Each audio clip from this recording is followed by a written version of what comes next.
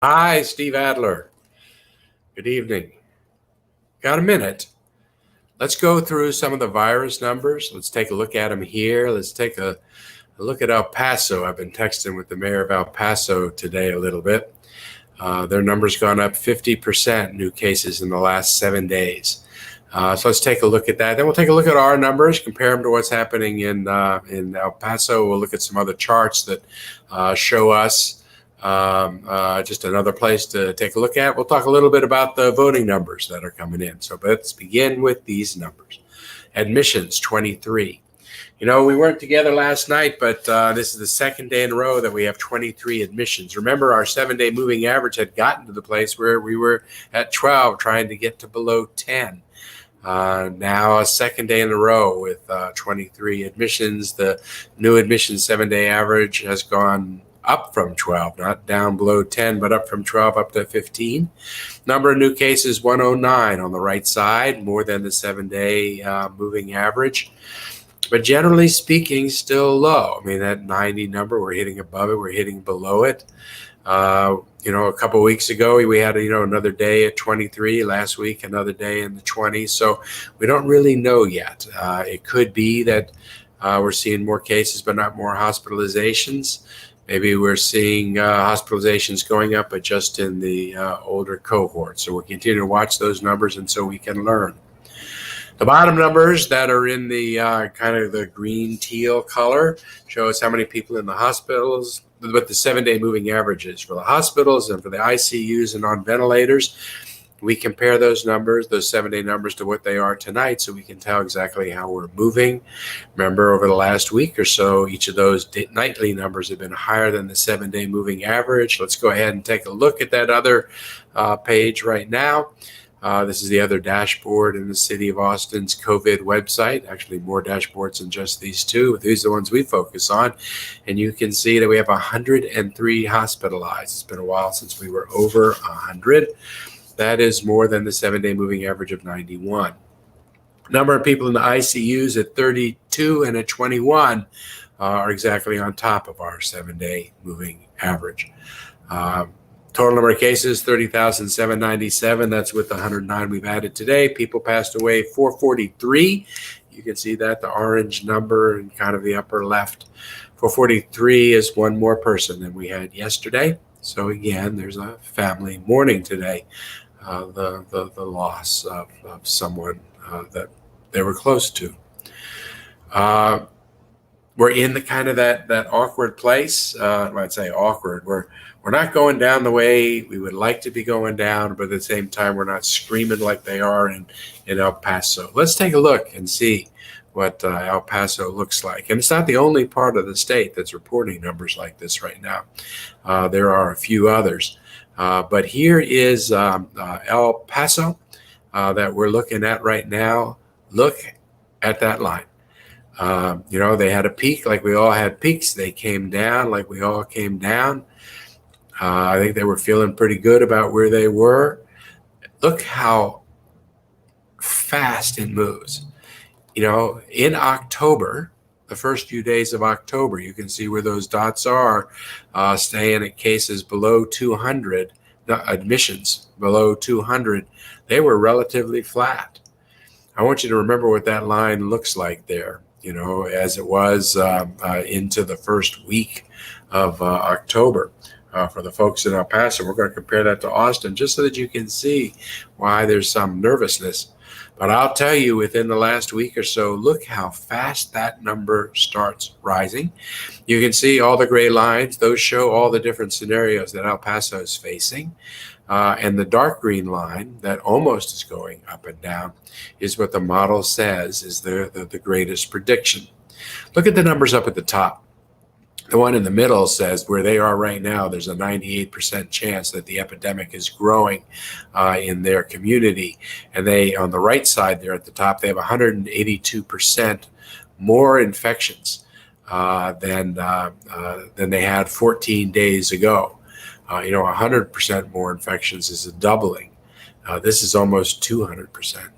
And then look off to the left. That's the number. That's the R factor. That's the number. Remember, if the R factor is 1 or below, that means the virus is decreasing.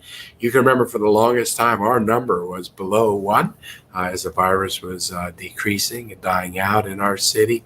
In El Paso, to get that extreme number, it's 1.54. I wanted you to see what 1.54 looks like.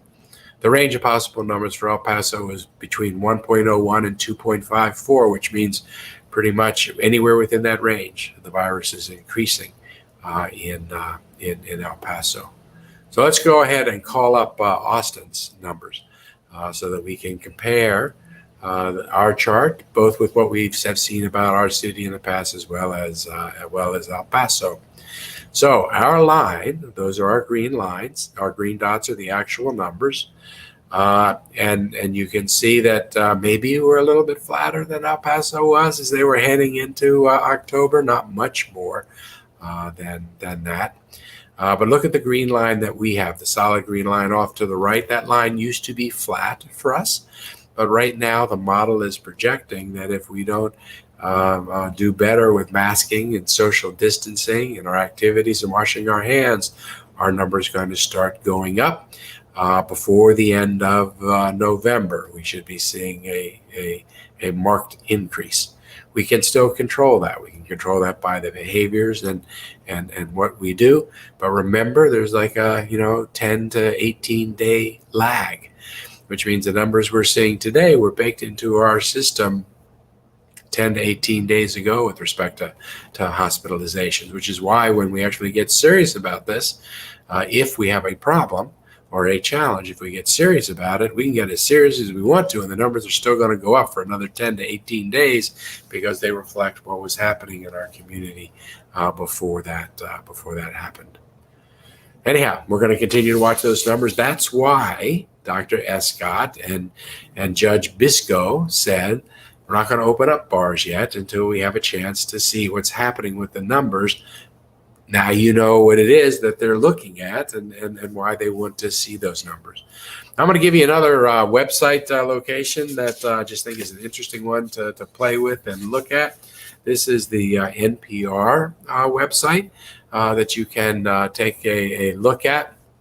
You can, and we'll put up, I think, the link to this. But this is NPR's coronavirus maps. As you go down, there it is, npr.org/sections Black Health Shots. It's a long one there. You might want to take a picture of that with your phone. But you can put in the different states and see how different states are faring. You can see where the cases are. Most you can see as we just passed over there were the states that were having the most difficulty right now. Back down a little bit. Go back down a little bit. There it is. North Dakota, South Dakota, Montana, Wisconsin, red areas with highest risk places right now to go to. That means the greatest number of people that you have a chance of running into on the street that have the virus. That's kind of like the positivity rate. If you go down further on the chart, you can look at maps for different cities. There's Montana's start. There's New York. There's Wisconsin's numbers, but you can see how they are over time with the experience that's showing. There's Texas, and you can see Texas was up. New York started dropping before we did. We saw that. We got down, and then we started going back up again. You can see that in Texas, started going back down, and now at the very end there, it's starting to come back up again. That's the numbers that we're continuing to watch. Anyhow, just a neat website, and I thought you might want to take a look at that. Yesterday, we had our city council meeting. We authorized the purchase of protection over 550 acres to help with water quality. I love that our city does that. The planning for Johnny Trevino and Watery Long Park. We started taking real action. That's now been initiated to help our live music venues and our iconic businesses. Those are the businesses in the city that if we lose them, we can't anticipate they're going to be replaced at some point in the future by a similar business. The kind of business or industry that once lost may not be able to recover. Really, for us, that probably focuses most on the live music venues and the live music scene in our city, just because the economics are such that when the virus is gone, if these places are gone, I'm not sure that others come back, certainly in the same area. We put $15 million to that, plus another 2.3, so $17.3 million. We're going to save our future as the live music city, and that's going to require us to preserve live music venues and live music musicians. So we're focused on that. Voting, please, if you haven't voted yet, make sure that you're making your plan to vote. Record numbers voting. In the city of Austin, we had on the very first day of voting in the city, we had over 42,000 people vote. I don't know how many people in the city voted that live in Williamson County, and we had some good voters there. Just in the city of Austin, we had over 42,000 people vote on the first day. A significant portion of that were the people that voted by mail, but still had record numbers of people voting in person on the first day. On the second day of voting, we had more people vote in person than we had voting on the first day. The number had gone up, which is pretty incredible. What about the third day, yesterday? We had more people vote on the third day than voted on the second day than voted on the first day. I haven't seen the final numbers yet for tonight, but someone told me 2 hours ago that we were 1,000 ahead tonight where we were at the same time yesterday. I mean, wouldn't it be incredible if we actually upped our vote again tonight? Of the people that are voting in the city, there's a record number of people voting that are young. About 28% of the people that are showing up to vote are people that are under 30. About 40% of the people showing up to vote over the last couple of days have been under 40. Those are just incredible numbers. It shows real movement in demographics in our city, and it's also an interesting thing to see. Of all the people that have voted at this point in the city of Austin, just over 100,000. That's through yesterday. It's interesting to note that of that 100,000 people, a little over 8,000 of them are people that have only voted in Republican primaries. Of all the 100,000 people that have voted, the number of those who have only voted in a Democratic primary, a little over 50,000. Just tells you a little bit something about the city of Austin. Voting is important. Voting is our votes are our voices. If you want to make sure that the government at the city level or the state level or the national level actually does what you and your neighbors want it to do, what your family wants it to do, then you've got to vote so that you have that power and that influence. Again, we saw that a local judge trying to open up the opportunity for people to drop off their ballots at more than just one location. The governor limited Austin to just one location for people to drop off their ballots, which is not enough for a county of over 1 million people. 4 million people in Harris County, they also got limited to one. There's no security issue there. It's you have to show more ID than if you drop it into a postal box. But even with that, they check your ID and they make you sign off on a register. That's just like the district court found the suggestion that it's a security interest is just pretext. It's not true. But no matter how hard they make it to vote, you got to find a way to vote. And there's such momentum. Everybody needs to be part of that momentum. We have to keep that momentum going. Make a plan to vote. We'll see. I think that Diane and I may vote as a family together, which was what we have often done in the past. Maybe this weekend, maybe next week. But we're going to make our plan to vote. You need to make a plan to vote too. We need to vote, as I've been saying, in such great numbers that there can be no question of whether there was a mistake in this election. And I'm going to conclude with words from Nelson Mandela in something that he written in 1994, which is where I got that line from. And I thought that I would just read everything that he wrote here on April 27th, 1994. Speaking to South Africa, that had gotten the opportunity, the gift, the privilege to be able to vote, he said, "Let us vote in such overwhelming numbers that we show everyone how much we love our country, how much we love our people, how much we love peace, and how much we love life itself." Today is a day like no other before. It marks the dawn of our freedom. As we traveled around every part of our country, we saw your misery, we shared your hopes and your dreams. Now your day has come, because this election is about you. It is your election, and it is your vote that counts.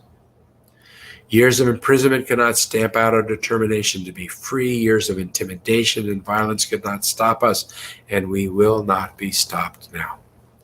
You hold the future in your hands, and now is the time to rise to the challenge. Standing together, let us send a message loud and clear. We will not let a handful of killers steal our democracy. Our surest way to stop them and to bring peace is to cast our vote. We will show the world that we are determined to stand up against the violence, determined to vote for a better life for all. The vote was incredibly important in South Africa in 1994. The vote is incredibly important in the United States in 2020. Please make plans to vote. Thank you if you've already voted. And with that, good night. Be safe and take care.